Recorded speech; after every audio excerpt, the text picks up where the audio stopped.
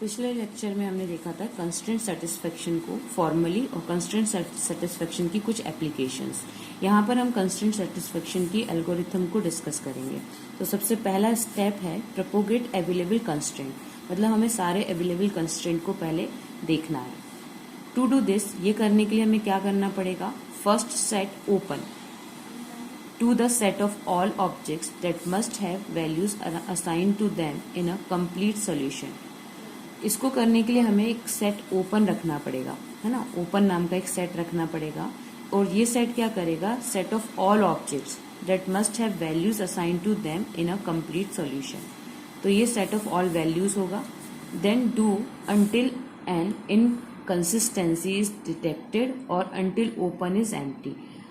हमें फिर आगे का काम करते जाना है जब तक कि कोई इनकंसिस्टेंसी ना आ जाए या फिर ओपन जो है वो एम्प्टी ना हो जाए। ठीक है, तो ओपन में हम सारी ऑब्जेक्ट रखेंगे, जैसे कि मैंने वो पहले एक अपने क्वेश्चन सॉल्व किया था कि send plus more is equal to money, है ना। तो send plus more is equal to money, तो इसमें से हम SENDMOR ई दोबारा आ गया, जितने भी अल्फ़ाबेट अलग अलग हैं वो सब हम ओपन में रख देंगे और आगे का काम करते जाएंगे जब तक कि कोई इनकंसिस्टेंसी नहीं आ रही या फिर ओपन जो है वो एम्प्टी नहीं हो जाता। ठीक है, फिर हमें क्या करना है? Select an object OB from open. Open से कोई एक ऑब्जेक्ट सिलेक्ट कर लेना, जैसे मैंने एम कर लिया। Strengthen as much as possible the set of constraint that apply to OB। हमने उसको स्ट्रेंथन किया, उस ऑब्जेक्ट को OB को स्ट्रेंथन किया। जैसे मुझे पता है कि m की वैल्यू 1 क्यों होगी, है ना। m की वैल्यू 1 क्यों होगी, ये मैंने स्ट्रेंथन कर लिया, मतलब मैंने इसको अच्छे से सेटिस्फाई इसको वो कर लिया कि m की वैल्यू 1 के अलावा कुछ नहीं हो सकती। ठीक है, if the set is different from the set that was assigned last time OB was examined, और if this is the first time OB has been examined, then add to open all objects that share any constraint with OB। अब हमें क्या करना है? if this is set is different from the set, हमने OB से एक हमने set से एक ओपन सेट से एक OB निकाल लिया।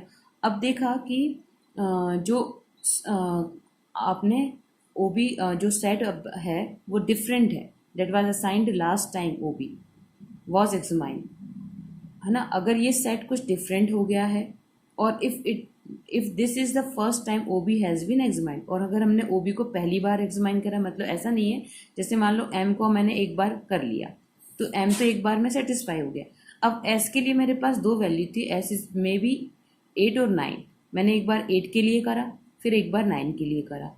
अब मुझे इसके लिए दो बार इस सेट को देखना पड़ेगा, है ना, क्योंकि S की वैल्यू 8 हो सकता है 8 रखा तो दो वैल्यू कंस्ट्रेंट ना सेटिस्फाई कर रही हूँ। फिर मैंने इसके लिए जब एग्जामाइन कर लिया तो कुछ गड़बड़ हुआ, मैंने इसको छोड़ दिया, फिर दोबारा से करा तो फिर ये सही हो गया।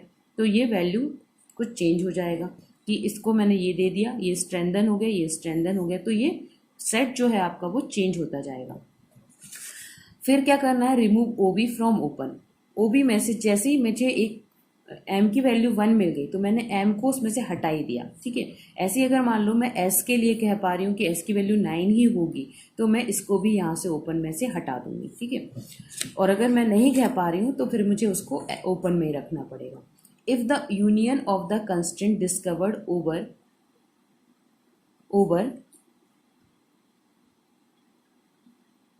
depends a solution, then quit and report the solution। ठीक है, अगर if the union of the constraint, है ना, डिस्कस है ये, सॉरी, अगर दो यूनियन का कंस्ट्रेंट जो है जो हमने डिस्कवर किया है, दो यूनियन हमने कंस्ट्रेंट लिए और उनका यूनियन निकाला, है ना। If the union of the constraint का यूनियन डिस्कवर्ड अबव, ऊपर से जो हमने निकाला है, ठीक है, अगर वो हमें कुछ सॉल्यूशन दे रहा है तो हम क्विट कर जाएं, है ना। अगर वो उसने हमें पूरा कंप्लीट सॉल्यूशन दे दिया तो हम क्विट कर जाएं और सॉल्यूशन को रिपोर्ट कर दें कि ये सॉल्यूशन मिल गया है। If the union of the constraint discovered above defines a contradiction, then return failure. अगर यूनियन कंस्ट्रेंट का निकाल रहे हैं जो ऊपर हमने डिस्कस करा है, और हमें एक कॉन्ट्राडिक्शन मिल रहा है, मतलब जैसे एस की वैल्यू 9 है 8 है, और किसी और मान लो ए की वैल्यू ए नहीं है इसमें, मान लो आर की वैल्यू भी 8 आ रही है ना। अगर एस की वैल्यू 8 और आर की वैल्यू 8, दोनों की वैल्यू 8 आ रही है तो ये कॉन्ट्राडिक्शन है, और अगर कॉन्ट्राडिक्शन आ रहा है तो हमें फेलर है, हमें सोल्यूशन नहीं मिला। If neither of the above occurs, अगर इन दोनों में से कुछ भी नहीं मिल रहा है, ना तो हमें सोल्यूशन मिल रहा है ना ही कोई कॉन्ट्राडिक्शन मिल रहा है, then it is necessary to make a guess at something in order to proceed. तो हमें गैस करते हुए आगे बढ़ना पड़ेगा कि हमने एस की वैल्यू गैस की कि 9 ही है ना, या हमने कुछ और वेरिएबल की वैल्यू गैस की कि ये होनी चाहिए। To do this loop until a solution is found, फिर हमें ये तब तक करते जाना पड़ेगा जब तक कि सॉल्यूशन नहीं मिल जाता और all possible solution has been eliminated, या सारे पॉसिबल सॉल्यूशन निकल चुके हैं। इसके लिए हमें क्या करना पड़ेगा, लूप क्या करने के लिए, गैसिंग के लिए एक ऑब्जेक्ट को सिलेक्ट करना है whose value is not yet determined and select a way of strengthening the constraint on that object. हमें एक वैल्यू को चूज करना पड़ेगा और फिर उसको स्ट्रेंथन करने के लिए हमें एक वे ढूंढना पड़ेगा, ठीक है, कि हम कैसे उस वैल्यू को बोल सकते हैं कि यही चीज़, जैसे हमने गैस किया कि m इज इक्वल टू 1 है ना, या गैस किया था हमने कि r की वैल्यू 8 है या 9 है, ठीक है, तो इसको हम कैसे स्ट्रेंथन करें कि हम ये दो डोमेन में से ही कुछ वैल्यू रख सकते हैं, तो उसके लिए हमें वे निकालना पड़ेगा। फिर recursively invoke constraint satisfaction with the current set of constraint augmented by the standing constraint just selected. Recursively हमें इन्वोक करना पड़ेगा कंस्ट्रेंट सेटिस्फैक्शन को with the current set of constraint augmented by the standing constraint just selected. Recursively हमें ये काम करना पड़ेगा, ठीक है।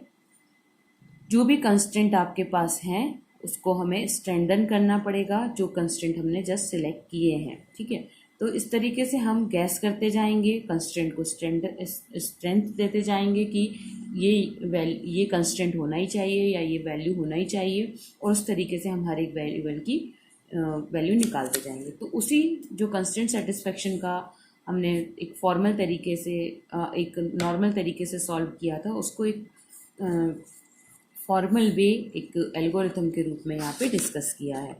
एग्जाम्पल इसके पहले भी डिस्कस करे थे, क्रिप्ट अर्थमेटिक सबसे ज़्यादा पूछा जाने वाला क्वेश्चन क्रिप्ट अर्थमेटिक पर होता है। N queen problem, crossword, map, colouring and Latin square, sudoku, ये सारी के सारे इसके एप्लीकेशंस हैं।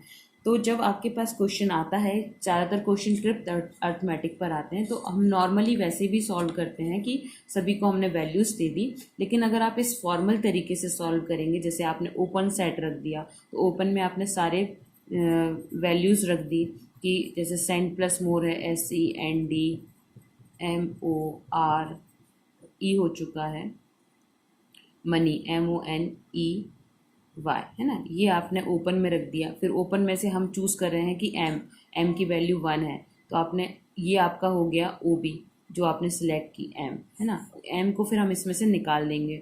तो ये आप एक फॉर्मल वे में जब इसको सॉल्व करते हैं तो आपका जो क्वेश्चन मतलब मार्किंग है वो ज़्यादा बेस्ट होती है, अच्छे तरीके से हो सकती है, और ये आपको एल्गोरिथम की स्टेप्स भी याद रह सकती हैं।